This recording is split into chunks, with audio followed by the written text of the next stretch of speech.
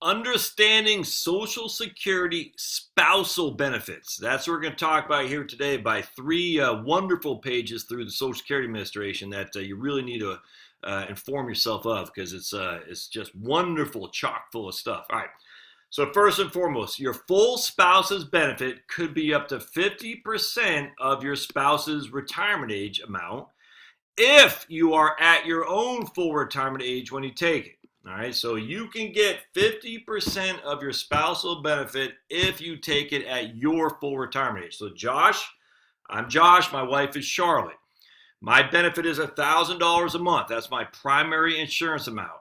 Charlotte can get $500 a month if she takes it at her full retirement age, 67 years old. She'll get $500 a month of a spousal benefit if she takes it at her full retirement age.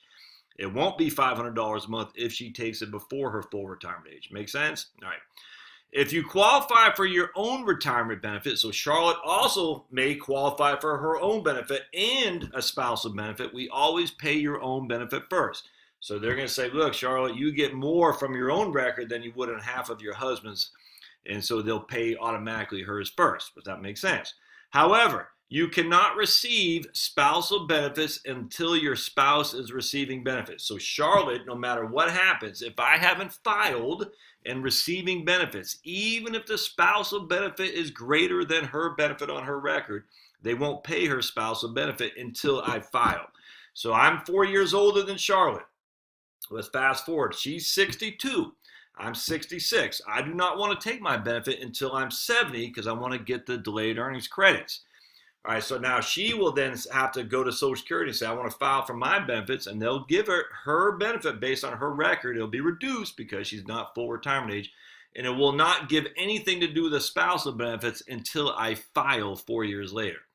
If you, that's Charlotte, took your reduced retirement first, so she took her reduced benefit at 62, waiting based on her own earnings record, while waiting for your spouse to reach full retirement age, when you add spouse's benefits later, your own retirement portion remains reduced, which causes the total retirement and the spouse's benefit together to total less than 50%. I'll show you exactly what we calculate that here in just a second, all right? All right, so they talk about survivor benefits in this article, and I don't want to get into survivor benefits yet. So we're going to go to another benefit planner by year of birth. Now, this is somewhat confusing, but stay with me because we're going to show you a calculator figures out.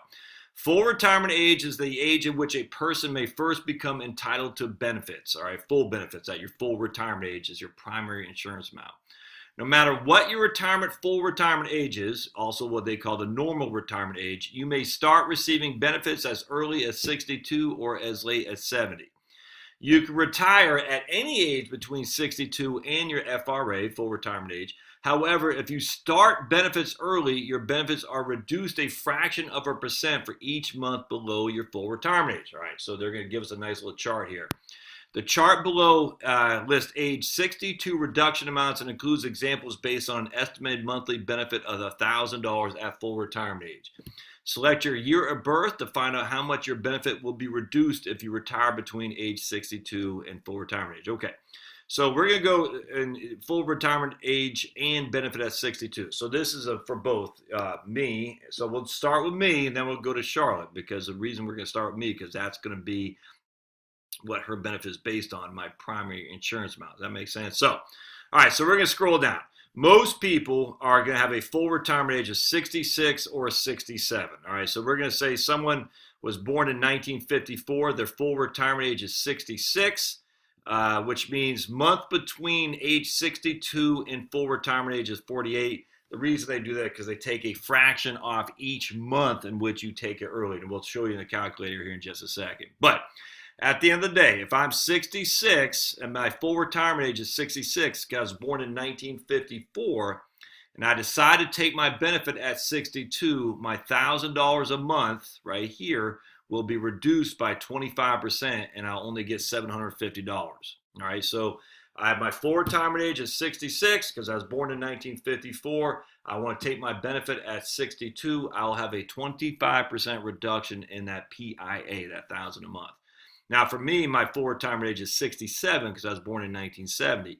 In this case, if I want to take my benefit at 62, well, that's 60 months, 5 years of early, I'm taking it early. So now my benefit is reduced by 30%. So in this case, I'm only going to get $700 a month if I take it at 62. Hope that makes sense. Now, here's the interesting thing though.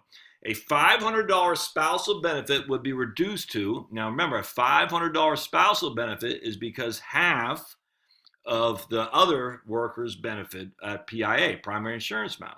So this is Josh. My full retirement age, PIA, my primary insurance amount is $1,000.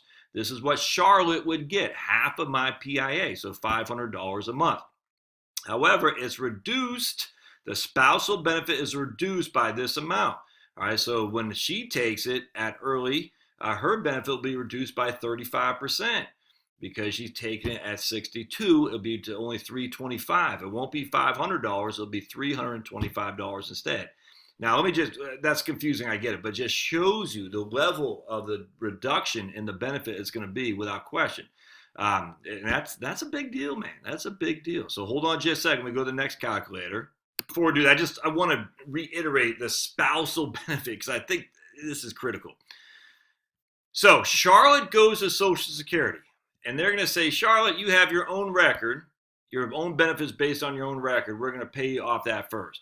And she'll say, no, I want my spousal benefit. The first thing they're going to say is, has your husband filed?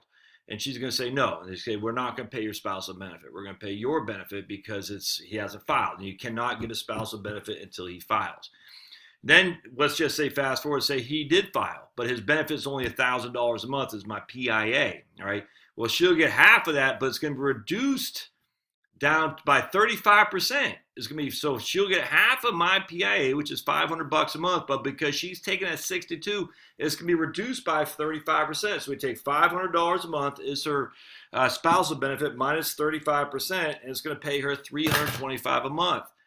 Or if my PIA was $2,000, it'd pay her $650 a month. So the question is, will her benefit give her more than $650 a month than the reduction in spousal benefit? The answer is probably yes. It really is. So that's not much. So if the spousal takes the reduced benefits, we're really talking a significant reduction. All right. So let's go to this calculator because this is pretty cool right here. Benefits for spouses. All right. So here we go. This again from Social Security Administration, SSA.gov. When a worker files for retirement benefits, the worker's spouse may be eligible for a benefit based on the worker's earnings. So Charlotte would be eligible based on my benefit earnings. And vice versa, by the way. Vice versa. Another requirement is that the spouse must be at least 62 or have a qualifying child, but we're just not going to talk about that. The spousal benefit can be as much as half as the worker's PIA, primary insurance amount, the amount you get at your full retirement age, depending on the spouse's age at retirement. If the spouse begins receiving benefits before full retirement age, the spouse will receive a reduced benefit. If the spouse is eligible for retirement benefit based on his or her own earnings, and if that benefit is higher than the spousal benefit, we will pay that benefit. Otherwise, we pay the spousal benefit. It cannot be clearer. They're going to pay you the more. No other way around that. But remember, you don't get the spousal benefit unless the other spouses file. All right, so if you enter your date of birth and the effective month in which you'd like to receive benefits, we will tell you the effect of early retirement on your spousal benefit as a percentage of the worker's PIA. This is critical. So we're going to enter our date of birth as 6/1, I think I put 1960. Yeah, because that'll be a full retirement age of 67. All right, so 6/1/1960 is that Charlotte's date of birth. It's not, but let's just say it is. Enter the effective month in which you would like to begin receiving benefits. All right, so remember, at 6/1/1960, that means today's 2019, 1960. That means she'll be 60 years old next year. But she can't receive benefits until 2022 when she'll be 62. Does that make sense? So in this case, we're going to say she'll begin to receive benefits the very first time she can, which will be the month of July in 2022, which is when she'll be 62 years old. Now remember, it has nothing to do with me other than assuming that I have filed. It only has to do with her. All right, so does that make sense? So she was born in June 1st, 1960. The earliest time she can get benefits is in 2022. The first month will be July of 2022. All right. So basically we hit compute. I hope that makes sense. You will reach your normal retirement age in June of 2027. Why would June of 2027 be her normal or full retirement age? Because that's 67 years after her date of birth. And she is born in 1960. Add 1960 in 1960 to 67. And her full retirement age, her normal retirement age in this case, is June 2027. But however, because she's taking it, in this case, 59 months early before her full retirement age, her benefit will be only 32.71% of what my PIA is going to be. I hope that makes sense. So in this case, she's only going to get, if I had a PIA of $1,000 a month, she would get times 0.3271. She'd get $327. And that's, so that's a significant reduction. So just at the end of the day, you're basically going to get 33% of the worker's PIA if you take a reduced spousal benefit. I hope that makes sense. And it says right there, we just talked about as little as 32%. Let's just say she's going to take it in June. They're not going to let us do that. But let's just say she took it before she hit full retirement age. It won't. Again, it's 32.7%. So basically what we're saying is, I would just use 33% just for simplicity. You're going to be off by a couple bucks. But if my benefit, my primary insurance amount as the worker was $1,000, Charlotte's benefit will be $3,300.